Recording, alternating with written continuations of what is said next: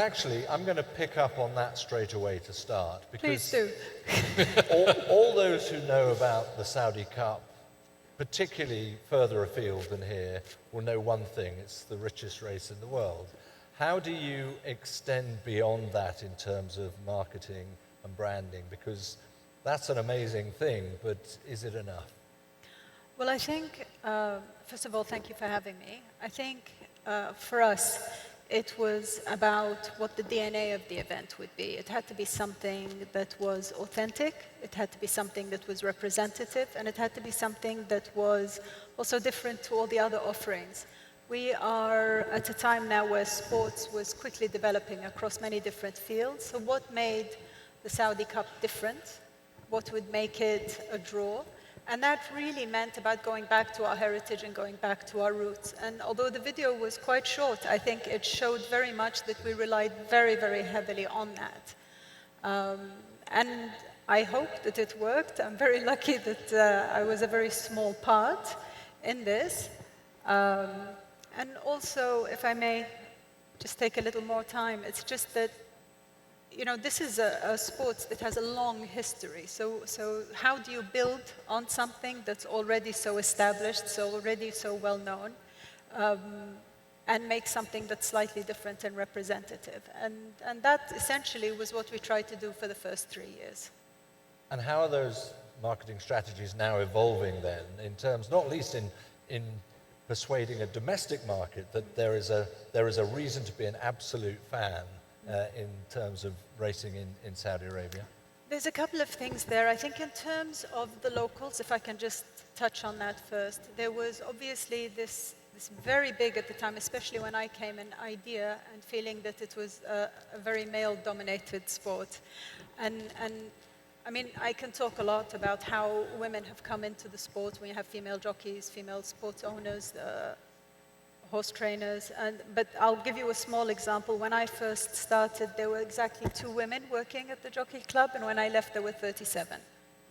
And that's a lot for 3 years. That's an extreme change. Yeah. I think that deserves a round of applause. And in terms of other marketing strategies I think the other part of that, which was really essential, other than bringing sort of females into the sport as well, was also connecting to a younger generation. I mean, the other panelists spoke about how important that is. And opening it up as a family event, opening it up as something that was really welcoming. I mean, we weren't reinventing anything, but I say maybe interpreting it to the local that made it digestible. And I think also it was important for us that the international world, when they were seeing what we were doing, could connect on a human level and understand, not just on the sports, but also who the people were behind it. I have to say that His Royal Highness Prince Bandar bin Khalid is an excellent leader. I'm slightly biased. But he was always, right from the beginning, very, very focused on youth, very focused on bringing in community, and really focused on really bringing in that cultural heritage as well. The sports continues to do that. I mean, we have, within the season, for example, we have race days that include many different nations, so there's always about that cross-cultural dialogue going on. And every year they seem to add a lot more, which I'm very proud to see that they are. So I think you have to give us the benefit of the fact that we are newbies, as they say. But I think if you see what the team has done and what His Royal Highness has done, it's a lot for a very short time. And I would not also discount the fact that you all are here this year. I think that says we're going in the right direction. Well, I think it's interesting when you talk about engaging a younger generation, and of course it's for all the family. And I'm going to take that over to you, Kylie, because yours is the most way out, to me, reach in terms of experience with Paul Fisher. And you've got a zone for younger people. You've got an area for here. Is it actually an offer for all the family anymore? Or is it really for, you're just homing in on each demographic or psychographic rather than necessarily a family day That's out? right. It's less about whether you're a parent of 2.5 children. It's what do you like as a mum? What do you like as a dad? And you have to have an offer for everyone. and you have to have a creative that's different for each segment, and you have to have a media mix that's different for each segment, because you've got to attract them with the right message where they are. And your big event is different to your lifestyle fashionistas. I think that's been the key to our success, is that targeted approach. It's cheaper. You can map your ROI on a daily basis, and it generates results. And you have to have a combination of brand messaging and retail messaging. And one of the key insights is consumers are leaning more towards spontaneity than they are planning and scheduling. So we sold, I'm going to make it up now, but it was like 2,700 tickets on the last day of the carnival, the morning of the carnival, and it was 4 degrees and torrential rain. People decide at the last minute whether they're going to go or not. So you have to run those campaigns to the very end, and I am anti-announcing sellouts, because there's always tickets available. So don't get ahead of yourself and announce sellouts the night before or 2 days before. It's a vanity metric.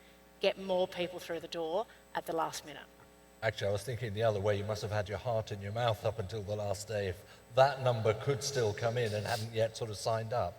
But did you face much resistance from within, from perhaps the board, from the seasoned campaigners who are, we're looking at a completely different experience there, and I'm not sure that fish is everybody's cup of tea. Definitely not everybody's cup of tea. But there's one thing, oh, can you hear me? Yes. There's one AFL, and that is make. We could, Just but it's dropped just dropped out. We'll get a mic to you. Up there. Oh, you, Yes, yeah, come on, Okay. come. No, stay where you are. We'll get a mic to you. It's just coming actually from the floor now. Yada will bring that up. If we could come into the middle.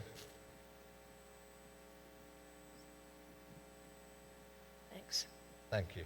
One thing I learned at the AFL is if you're not making change and moving forward, you're going backwards. And we all need to progress, and we all need to move forward. But you've got to make change at the right pace. And the only way you can do it and keep everyone on side is having a really clear strategy and communicating that strategy. And so if I'm presenting this to the board or I'm presenting our vision to members, they may not like it, but they understand why we're doing it, because it fits the strategy and they know it's good for the longevity of the club. So one thing I've learned, when you run a member-based organisation, and we have 35,000 of them, it's not a popularity contest. You cannot please everybody. And so communicate, have a really clear strategy, and they will understand and respect why you're doing it. It doesn't have to be for them, if that makes sense. Well, the results afterwards sort of prove the point. And so then you can make more after that. It's about building trust, right, with your stakeholders. Yeah. And so it'll get easier that next time and get easier that next time again. I think in terms of, we're talking about marketing here, and Bill, I want to throw to you as well here, because you know your emphasis was on 152 years of tradition. I dread to think what you were thinking when you saw Paul Fisher come up on the screen. Can you imagine moving in a direction like that? Can you modernize in that way, or is that simply not required? It's a different beast. Well, I think for us, we're a cultural event in America, and that's in part the explanation for our broad appeal. So for our customers, we have to give them that special feeling that they expect. But you can't be around for 152 years without constantly innovating as well. So in the 21 years that I've been at Churchill Downs, the events changed quite a lot, and I've been fortunate to be a part of a team with a lot of talented people. They've introduced lots of new ideas and lots of nuances, but you have to always introduce change subtly when people have such high expectations of what they're going to get with an event. So it's always a balance, and I think my role as a CEO actually usually is to push the team. Usually the team, I think, is so respectful of tradition, so respectful of the pillars they think have that underlie our success, that I'm usually one of the folks that really pushes hard to try different things. For example, and I mentioned it during my remarks, taking the Kentucky Oaks and putting it an hour and a half later in the day on prime time. That's a big deal. Running that race after 8 o'clock at night, when historically it had been run in the 5 or 6 o'clock hour, was a big change. And that's something that the top leadership of the company, including myself, they have to push for change like that, because you want to innovate, but at the same time, always be respectful of what it is about your event that drives people to want to come to it every year. Lister, you're living in a world of tradition, of history as well. At that point about perhaps either little by little or a very conservative way forward, is that really, would that be an Ascot model? No, not really. I mean, I think if you, what's been quite interesting listening to the presentations particularly is how different each of these festivals and carnivals are. And everyone has their own unique personality, rightly so. You know, Royal Ascot has a very distinct identity, and we walk this really quite challenging line of being aspirational and also accessible to everybody.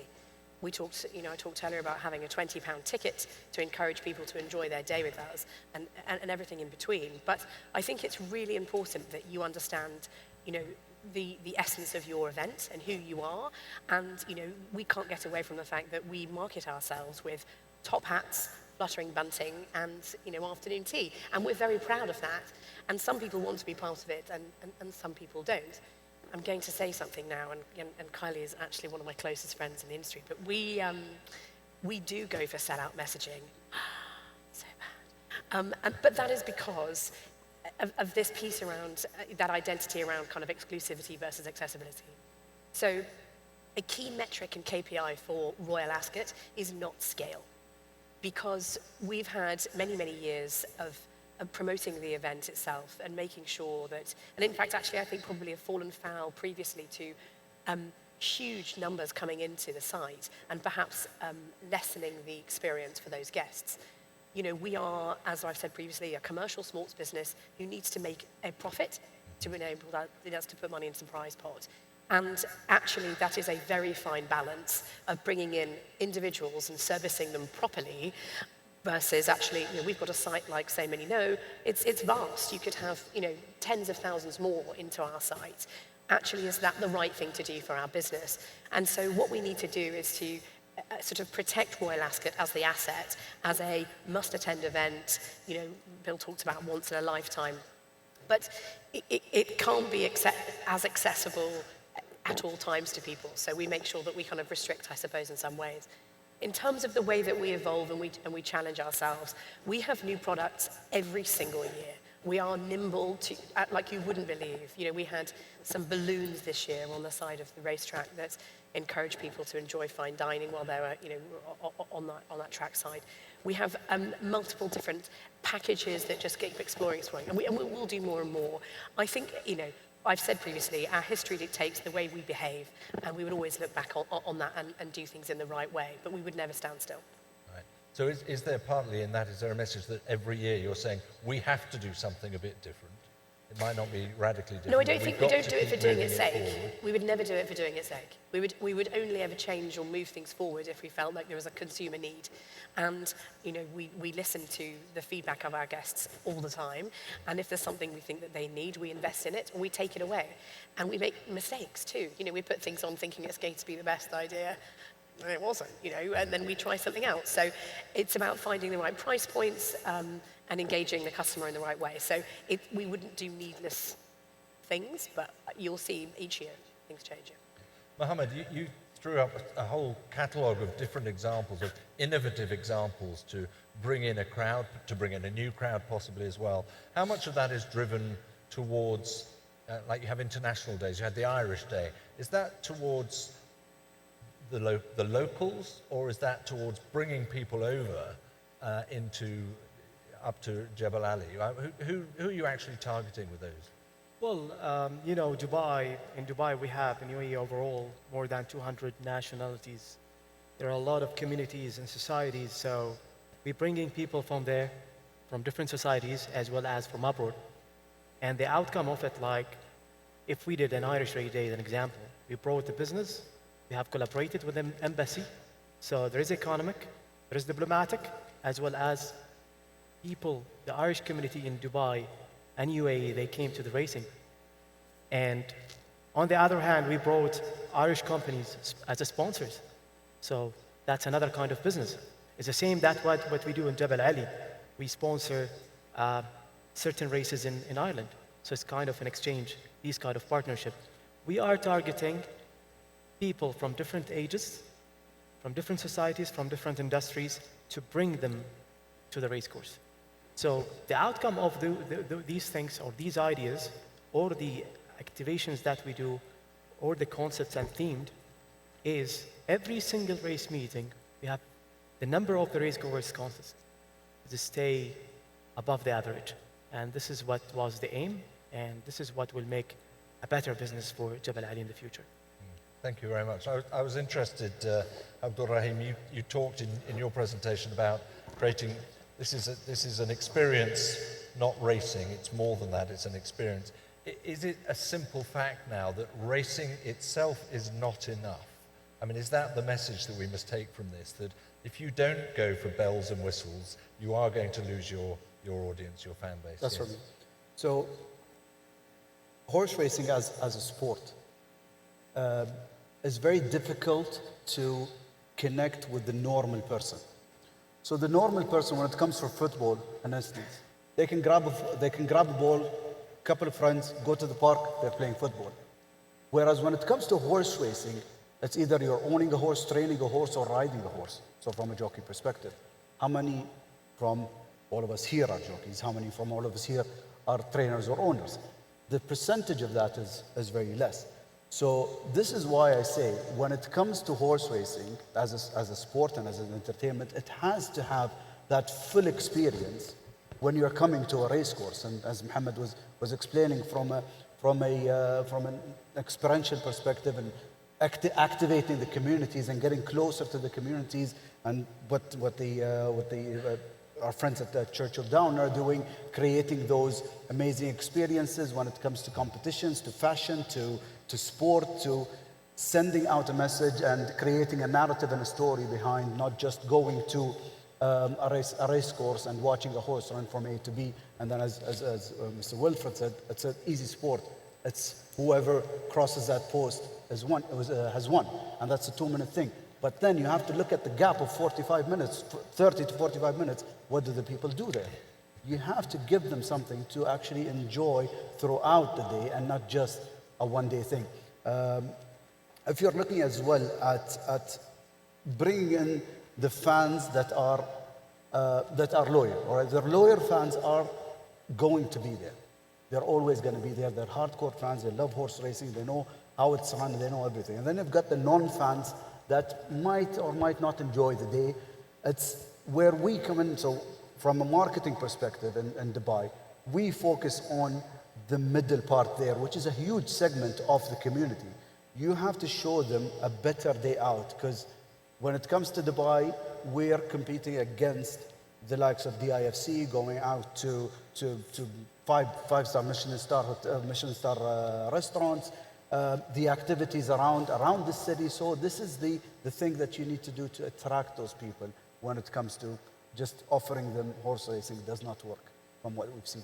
Well, it's clear that I've got some questions coming in here. There's loads of admiration for the innovative and some would see quite risky steps that some of you are taking at points. I'm going to bring these into play a little bit, because this is fairly consistent of the sort of questions we've got. After a successful carnival, what are the next steps to nurture the newly engaged base? So you've found some new fans.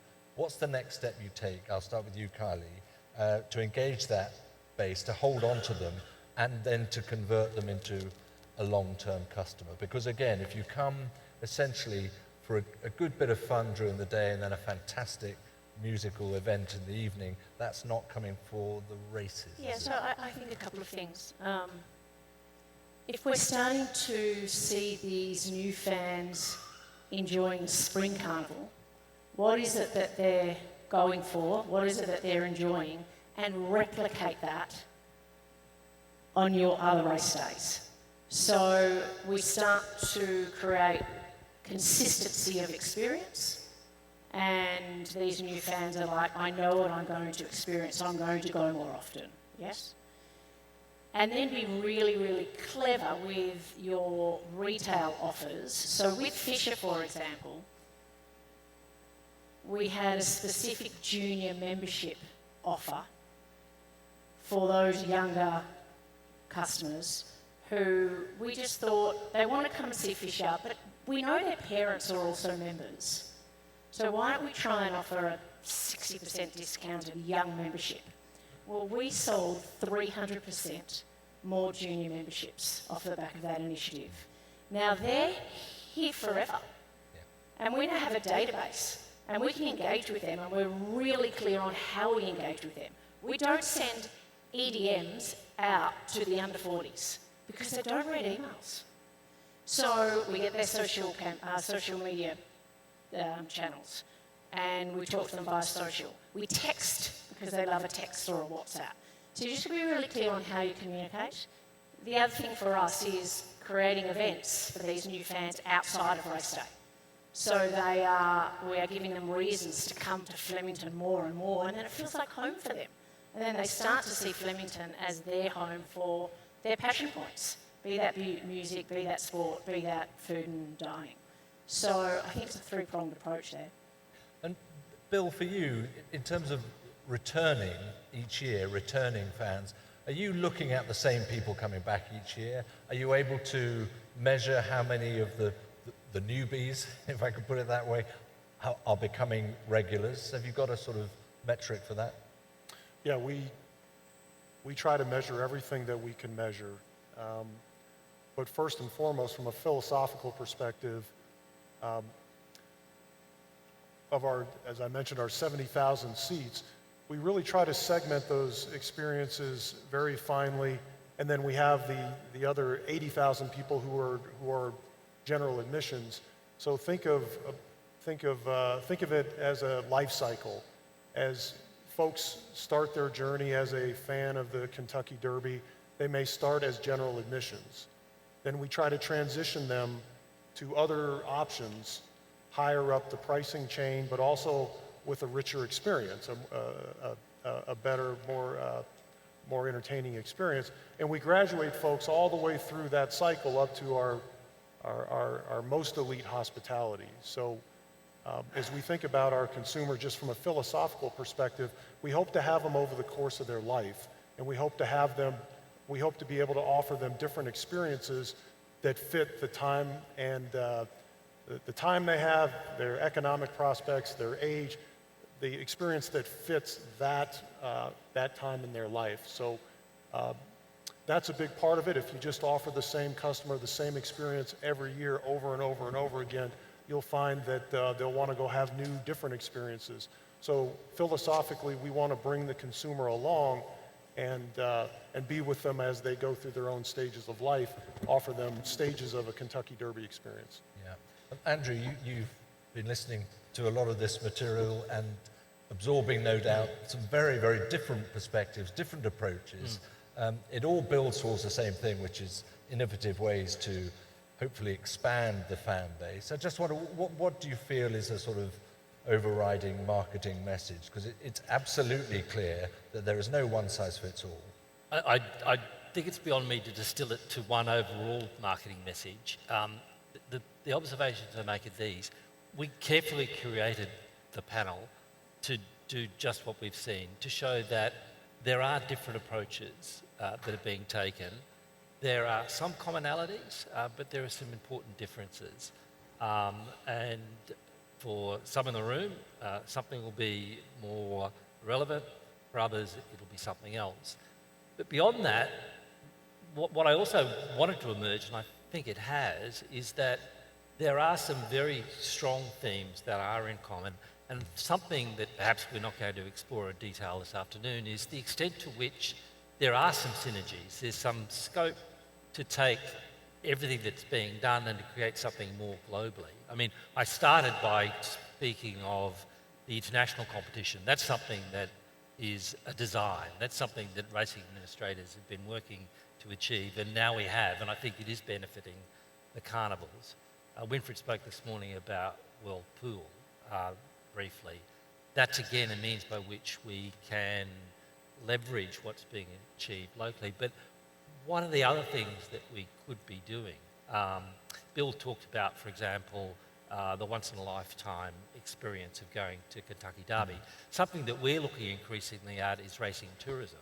And is there not perhaps the scope across the globe to make that another dimension of the great racing carnivals, that's something that a racing fan in America might also enjoy by going to the Arc or going to Royal Ascot or going to Melbourne or coming to Hong Kong.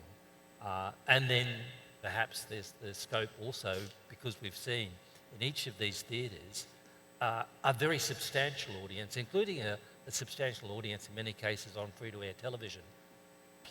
Surely there must be something that's available there in terms of commercial relationship, sponsorship. So I think it's been very valuable. Just on that point, that's very interesting. You all have your jobs to do. You have your successes to have within your own locality. Who could say really how much time would you give to considering that sort of internationalization perspective, Felicity? A lot. A lot. So I would say that at least 50% of my time is spent on overseas territories. It's not spent on the domestic market. It's absolutely, the way that we will grow and scalably grow is by achieving our ambitions internationally. And I think, I said that we all have different personalities as racing festivals, but there is something that's true, which is that in a consumer's mind, there's always a flight to quality. And the most famous and the biggest things get the most attention. And they are the festivals at the moment. We've proven that they're thriving across the world. And so it's very important, and it's absolutely something we're looking at doing, yeah. And Your Royal Highness, I think you made the point that you've not invented the wheel in some of the things you've done. So have you taken a very international overview, looked around the world at what's going on and what works in building the product that you have today? I mean, I think benchmarking is essential when you're looking at sort of building up what your own future legacy is going to be. So that, of course, is just common sense. But then making sure that you turn that into something that also resonates with the locals as well. I'd say it's 50-50 with us, because for us locally, it's about opening up the sport to a whole community and a whole new generation that never really felt, I don't know how to say this, but sports, especially racing, for a long time was the provenance of a very few, and it wasn't really opened up in the way that it is now. So for me, I think that's a very, very exciting proposition, and we begin to see, I think, a younger generation becoming a lot more involved. I think we have a lot to learn from our neighbors, especially. And I think it's through collaborations and through really, really partnering with as many as possible that we do that. And I think at the end of the day, our goal is the same. We all love the sport. We all love what we do. So it's about making sure that it's sustainable and that it's there for as long as possible. Yeah, indeed. Think global, act local, maybe as part of the message, but also now think global, act global. Look, thank you so much for an absolute wealth of examples and fresh ideas, creative thinking that you've brought to the panel. Ladies and gentlemen, please, a big round of applause for all of our panelists. Thank you very much indeed.